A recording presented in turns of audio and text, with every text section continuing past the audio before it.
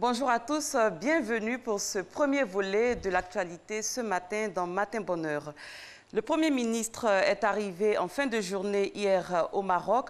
Amadou Gon Coulibaly représente le chef de l'État, le président de la République Alassane Ouattara, à la World Policy Conference, la conférence sur la politique mondiale.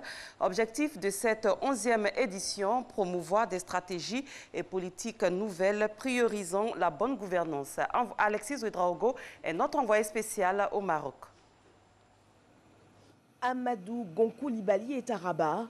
Le Premier ministre prend part à la 11e édition de la World Policy Conference, la conférence sur les politiques mondiales. 3 jours durant, l'événement donnera l'opportunité de débattre des grands enjeux régionaux et internationaux sur les thématiques clés de l'éducation, des questions climatiques et autres énergétiques. Autour du thème force et faiblesse de l'Afrique d'aujourd'hui, la rencontre entend promouvoir un monde plus prospère et plus juste. Une chose qui est certaine, c'est qu'aujourd'hui tout le monde reconnaît que l'Afrique n'est plus le continent perdu qu'on décrivait autrefois. C'est un continent qui se développe même parfois d'une manière remarquable. Mais en même temps, l'Afrique, je dirais, est aussi un continent où il y a un certain nombre de problèmes, des problèmes de gouvernance au sens large. Donc les pays comme la Côte d'Ivoire qui cherchent à manifester leur capacité de bonne gouvernance, leur capacité de développement économique, c'est très important. Le chef du gouvernement devra, lors de la cérémonie d'ouverture ce vendredi, partager la vision du chef de l'État, Alassane Ouattara. La conférence réunit quelques 250 personnalités de haut niveau issues d'une quarantaine de pays. Je vous lis à présent ce communiqué du ministère de la Solidarité, de la Cohésion sociale et de la lutte contre la pauvreté. Il est relatif au processus d'indemnisation des victimes des crises survenues en Côte d'Ivoire. Il nous a été donné de constater que des individus non encore identifiés, se faisant passer pour des agents du ministère de la Solidarité, de la Cohésion sociale et de la lutte contre la pauvreté, appellent des victimes des crises survenues en Côte d'Ivoire pour les inviter à une cérémonie d'indemnisation le samedi 27 octobre 2018 à la place Figayo de Yopougon. Le ministère de la Solidarité, de la Cohésion sociale et de la lutte contre la pauvreté tient à informer les victimes, les associations de victimes ainsi que la communauté nationale et internationale qu'il n'a mandaté personne pour agir en sa qualité et en son nom dans le cadre du processus d'indemnisation des victimes des crises survenues en Côte d'Ivoire. Il indique par ailleurs qu'aucune cérémonie d'indemnisation n'est prévue à cette date, c'est-à-dire le 27 octobre 2018 dans la commune de Yopougon. Il invite donc les victimes et les associations de victimes à redoubler de vigilance et à se référer exclusivement au communiqué du ministère de la Solidarité et de la Cohésion sociale de la lutte contre la pauvreté. Aussi, le ministère se réserve le droit de poursuivre toute personne dont la responsabilité sera reconnue dans de tels agissements. Fait à Abidjan le 24 octobre 2018, le professeur Mariatou Koné.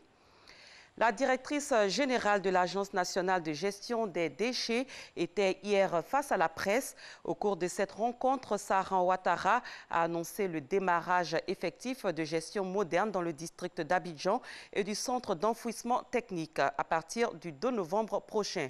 Le reportage est signé Grace Kando.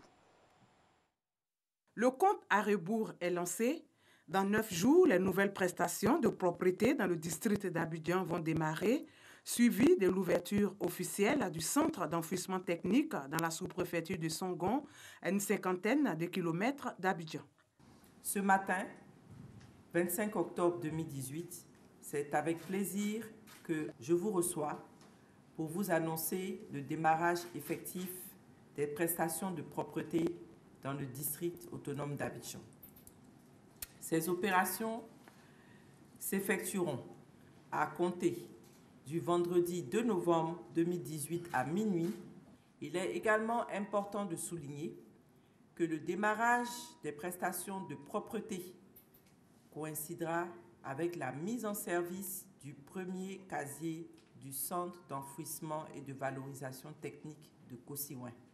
Après le démarrage effectif de cette nouvelle politique du gouvernement qui consiste en une gestion plus moderne des déchets, le processus de fermeture et de réhabilitation de la décharge d'Akwedo sera enclenché. Dans cette perspective, Je voudrais inviter la population à développer la culture de la propreté. Que cette culture se traduise en tout temps et en tout lieu par des gestes qui rendent notre cadre de vie propre, des gestes qui ne feront pas de nos villes des poubelles. Que chacun de nous puisse s'approprier cette notion fondamentale et en faire un principe essentiel dans ses actes quotidiens.